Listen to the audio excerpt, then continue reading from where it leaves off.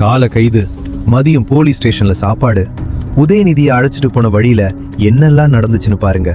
உதயநிதி ஸ்டாலினை இன்று காலை போலீசார் கைது பண்ணி தஞ்சாவூருக்கு அழைச்சிட்டு போனாங்க. ஆனா அந்த பயணம் அவ்வளவு ஈஸியா போகல. வழி முழுக்க திமுகவினர் போலீஸ் வேனை மறிச்சு கோஷம் போட்டும் போராட்டம் நடத்தியும் வந்தாங்க. இதனால பல இடங்களில் வாகனம் நின்று போனதாக தகவல் வெளியாகி இருக்கு.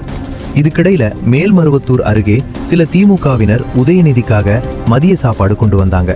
ஆனா போலீசார் கைது செய்யப்பட்டவர்களுக்கு வெளியிலிருந்து யாரும் உணவு கொடுக்க முடியாது, காவல்துறையே உணவு கொடுக்கும் சொல்லி அந்த உணவை அனுமதிக்கல. அதுக்கப்புறம் விழுப்புரம் மாவட்டம் ஒளக்கூர் போலீஸ் ஸ்டேஷனுக்கு உதயநிதியை அழைச்சிட்டு போனாங்க.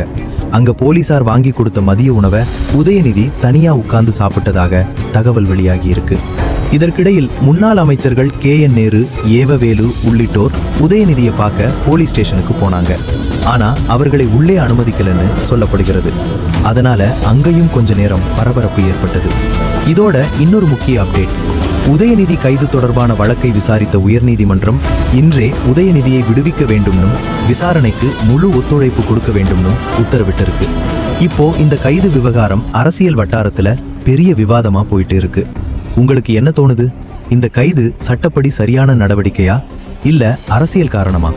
உங்க கருத்தை கமெண்ட்ல சொல்லுங்க. இப்படிப்பட்ட லேட்டஸ்ட் அப்டேட்ஸுக்கு ஃபாலோ பண்ண மறக்காதீங்க.